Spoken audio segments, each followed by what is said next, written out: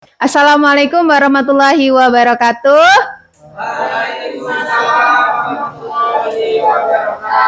Selamat siang Bapak Ibu guru hebat sekalian. Iya, bagaimana keadaannya hari ini, kabarnya? Ada yang sakit? Alhamdulillah sehat ya. Iya, hari ini kita berkumpul di sini. Saya akan membagikan jurus dalam layanan BK. Jurusnya ada 7. Kali ini saya akan mengambil jurus yaitu membangun kolaborasi kerjasama untuk mewujudkan layanan BK yang efektif. Jurus yang keenam, bangun kolaborasi. Ya, yaitu adalah sebagai salah satu dari layanan 7 jurus BK. Sekarang saya minta Bapak Ibu sebelum kita masuk ke materi, silakan Bapak Ibu boleh berdiri supaya kita lebih semangat. Silakan berdiri. Nanti ketika saya mengatakan bagaimana kabar Bapak Ibu semuanya, nanti Bapak Ibu menjawab sehat jasmani, sehat rohani, sehat ekonomi. Ya? Bisa Bapak Ibu? Jangan tegang. Yuk kita tepuk tangan untuk diri kita sendiri. Oke, ya. Saya kasih pertanyaan. Bagaimana kabar Bapak Ibu semua? Sehat? Sehat rohani, sehat ekonomi. Oke, sekali lagi yang semangat. Sehat jasmani, sehat rohani, sehat ekonomi. Ya. Bagaimana kabar Bapak Ibu semua? Sehat jasmani, sehat rohani, sehat ekonomi. Alhamdulillah. Boleh kasih tepuk tangan? Oke, silakan duduk kembali Bapak Ibu. Ya. Hari ini saya akan membagikan jurus yang keenam yaitu bangun kolaborasi. Sebagai pengantar di sini, sebagai guru bimbingan dan konseling itu atau guru BK, saya dan tim tidak bisa bekerja atau berjalan sendiri. Kenapa? Karena yaitu tadi kita butuh adanya kerjasama atau kolaborasi. Mengapa dibutuhkan kolaborasi Bapak Ibu? Mengapa dibutuhkan kolaborasi dalam lingkungan sekolah?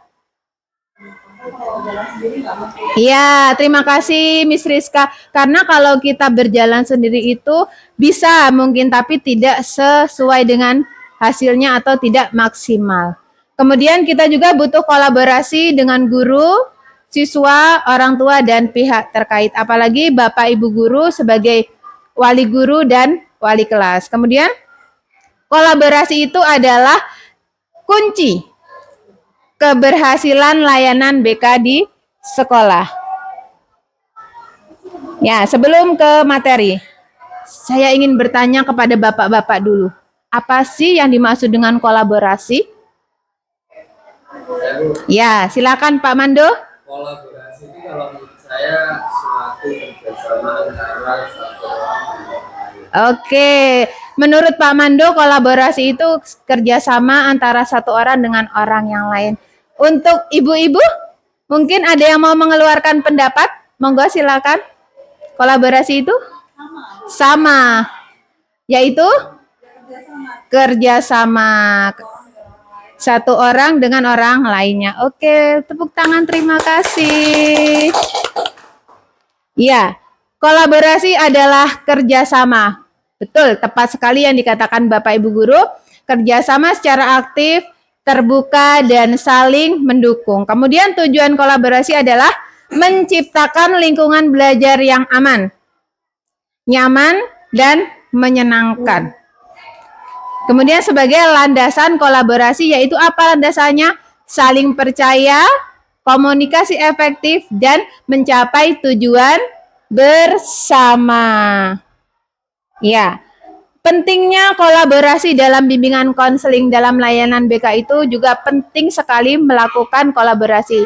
Yang pertama adalah memperkuat peran guru BK di sekolah.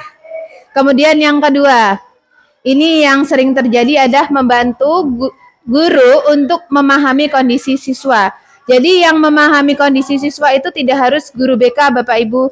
Jadi Bapak Ibu sebagai wali kelas, sebagai guru wali, atau bahkan guru mata pelajaran yang ada pada situasi kelas, misalnya ada beberapa anak yang sedang mengalami masalah atau kondisi tertentu, Bapak Ibu juga wajib untuk mengetahui kondisinya. Jangan sampai kita mengabaikan kondisi siswa kita di sekolah. Kemudian meningkatkan dukungan orang tua. Ya, saya mau tanya di sini, Bapak Ibu ada nggak atau pernah nggak atau sering melakukan komunikasi atau menjalin hubungan dengan orang tua? Pak Asal, Miss Rizka sering ya, karena sering meminta atau minta surat panggilan untuk datang ke sekolah orang tuanya. Ya, itu sudah hebat, sudah bagus. Kemudian yang keempat, menjalin kerjasama dengan pihak luar, baik dari ahli, dari lembaga, ataupun masyarakat. Nah, strategi membangun kolaborasi yang pertama adalah komunikasi terbuka. Jadi kita harus menjalin komunikasi yang terbuka. Kemudian pendekatan personal, membangun kedekatan dengan guru dan siswa. Sinergi, kita harus bersinergi Bapak Ibu dengan guru mata pelajaran, guru bidang akademik, dengan stakeholder yang ada di sekolah. Kemudian membangun kemitraan dengan orang lain, yaitu melibatkan orang tua dalam perkembangan siswa. Seperti tadi, ketika anaknya bermasalah, ketika anaknya ada sesuatu di sekolah, sebisa mungkin Bapak Ibu atau wali kelas menggandeng atau merangkul dengan memberitahu keadaan siswanya di sekolah. Kemudian jejaring dengan pihak eksternal. Eksternal itu dari luar. Seperti yang kemarin hari Jumat yang lalu, sekolah kita menjalin kerjasama atau kolaborasi dengan Dinas Kesehatan dan Puskesmas untuk mengadakan cek kesehatan gratis. Jadi kesehatan tinggi badan, berat badan, cek telinga, kemudian cek buta huruf, cek kolesterol dan hemoglobin. Nah, sepertinya Bapak Ibu tegang. Ngantuk Bapak Ibu? Sedikit. Biar nggak ngantuk, kita mau main games. Bawa pena semua Bapak Ibu? Oke, sekarang kalau bawa pena semua, saya minta penanya dikeluarkan. Kemudian boleh maju. Boleh yang laki-laki Bapak sebelah sini, yang Ibu sebelah sini. Silakan Bapak Ibu, silakan maju. Iya, semua. Iya, kebetulan ini ada 2 kelompok. Iya, penanya di bawah Ibu, penanya di bawah. Silakan Bapak Ibu membuat lingkaran. Lingkaran. Yang Bapak sebelah sini, yang Ibu sebelah sini. Membuat lingkaran dengan ujung pena ada di jari masing-masing yang saling bertautan. Sini Bu Arisma. Jadi Bu Arisma pegang ujung ini Mbak Trisna dengan telunjuk ya. Ya, telunjuk. Ya, Miss Rizka dan Bu Yeni seperti itu dengan Pak Faiz, Pak Ari, ya. Dengan telunjuk masing-masing. Pulpennya ada yang kurang? Ini 1. Ya. Melingkar ya Bapak Ibu. Ada yang kurang penanya? Ya.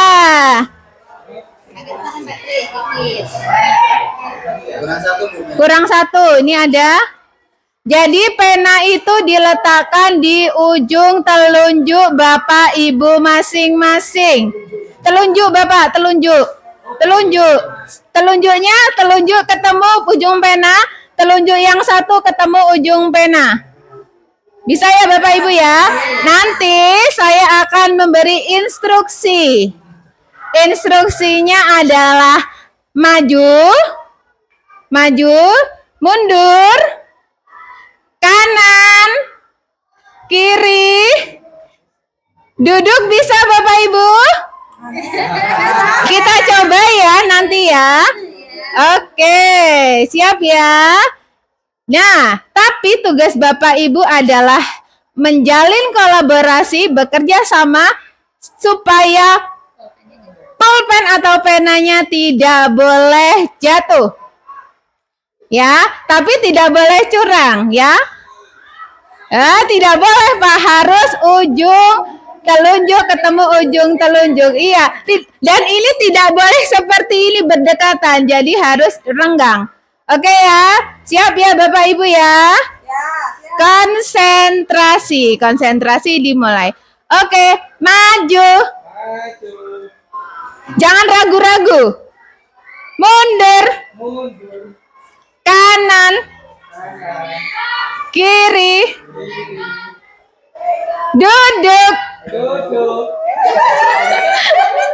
Duduk. Iya, kita harus bekerja sama. Tidak apa-apa Bu, dipasang lagi Bu. Berdiri. Ayo, pelan-pelan Pak, kita harus bekerja sama lagi. Kanan. Kiri. Mundur. Duduk. Oke, berdiri. Berputar. Berputar. Ya, komunikasi. Ya, seperti tadi komunikasi yang baik. Tidak boleh curang. Ketahuan curang. Iya. Maju. Mundur. Oke, cukup. Beri tepuk tangan untuk kita semua. Oke, silakan Bapak Ibu duduk kembali. Iya, tadi ada yang terjatuh. Oke, bagaimana gamenya Bapak Ibu? Seru. Nanti bisa diterapkan di kelas ya untuk ice breaking supaya siswanya tidak ngantuk apalagi ketika jam rawan. Sekarang saya mau tanya, apa sih filosofi atau makna dari game tadi? Iya, 100 untuk Bapak Ibu semuanya. Iya, bekerja sama dengan baik, komunikasi dengan sesama atau stakeholder yang ada di sekolah. Kemudian, nah, ini yang penting untuk dipahami Bapak Ibu, yaitu alur atau mekanisme penanganan siswa di sekolah. Jadi, kalau siswa di sekolah itu ada masalah, melakukan suatu masalah, atau ada kendala apapun itu, jangan langsung dibebankan dengan guru BK atau konselor.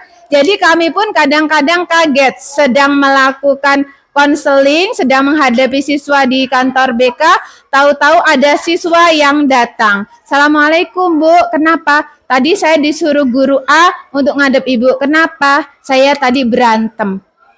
Saya mau tanya kepada Bapak Ibu, jujur ya, pernah nggak melakukan seperti itu? Pernah. Oh ya, terima kasih yang tidak pernah. Seharusnya, ya, kalau ada siswa bermasalah, yang pertama jika masalah itu ada di kelas, siapa yang pertama kali wajib dan harus menyelesaikan masalah tersebut? Iya, pinter Miss Rizka, 2 jempol untuk Miss Rizka. Guru mapel yang ada di kelas tersebut. Kemudian kalau guru mapelnya misalnya sedang tidak bisa ditinggalkan karena ada ulangan, serahkan kepada guru piket dulu boleh. Nah, kemudian kalau sudah tidak bisa, baru ke guru BK ya. Guru BK. Kemudian kalau guru BK-nya sudah tidak sanggup atau masalahnya sudah terlalu berat, larinya ke waka kesiswaan atau tenaga ahli. Kemudian kalau tidak bisa, ke kepala sekolah atau ke komite. Jadi urutannya adalah guru yang ada di kelas, guru mapel yang ada di kelas, kemudian nanti ke guru piket atau guru wali tidak bisa. Kemudian nanti kalau sudah tidak bisa ke wali kelas dulu, kemudian ke guru BK, baru ke guru BK. Jangan nanti ada apa-apa siswanya berantem, tahu-tahu suruh mendatangi kami guru BK, jadi kaget tidak tahu masalahnya apa, tahu-tahu suruh menghadap. Ya Bapak Ibu ya, jadi keluar dari sini setelah ini saya mohon kerjasamanya Bapak Ibu. Ketika siswa kita mengalami masalah, mohon kerjasamanya untuk menangani siswa tersebut, dan kami juga sebagai konselor, guru BK juga insya Allah siap membantu menyelesaikan masalah. Nanti kalau kami pun tidak bisa, kami akan ke Wakakesiswaan, kemudian ke kepala sekolah, baru ke komite. Kalau benar-benar sudah urgent, sudah bahaya, perlu penanganan lebih lanjut kepada tenaga ahli. Misalnya ada gangguan kejiwaan, kita ke psikiater atau psikolog. Di sini paham Bapak Ibu? Ada yang mau ditanyakan? Paham, iya. Ya, nanti kalau misalnya kriminal, polisi. Kemudian contoh praktik kolaborasi, mengadakan kelas parenting bersama orang tua. Sudah pernah mengadakan Bapak Ibu kelas parenting? Ada yang sudah secara misalnya secara pribadi atau per kelas misalnya sudah? Ya, kemudian rapat koordinasi BK dengan guru mata pelajaran, biasanya ini ada di rapat awal tahun atau rapat kenaikan kelas. Misalnya guru ini menanyakan kepada guru BK bagaimana anak itu, absennya bagaimana, itu sebagai rapat koordinasi. Kemudian kolaborasi dengan puskesmas dalam program kesehatan seperti yang hari Jumat yang lalu. Oke. Kemudian manfaat kolaborasi yaitu menciptakan suasana yang harmonis, menemukan solusi masalah siswa yang cepat, memberikan layanan BK yang lebih komprehensif, meningkatkan kepercayaan diri serta citra positif. Nah, ini yang penting. Jika kita ingin berjalan cepat, pergilah sendiri.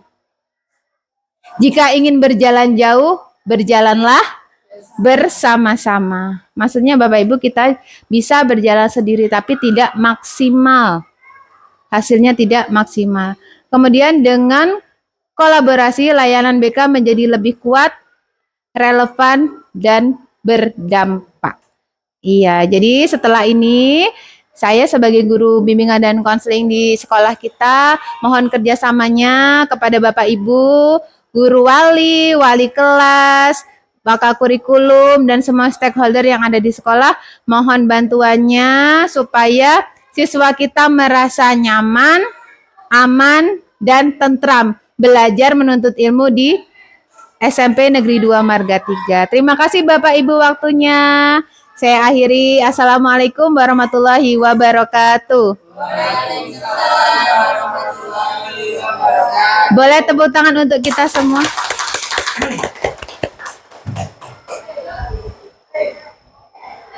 Matiin aja nggak apa-apa.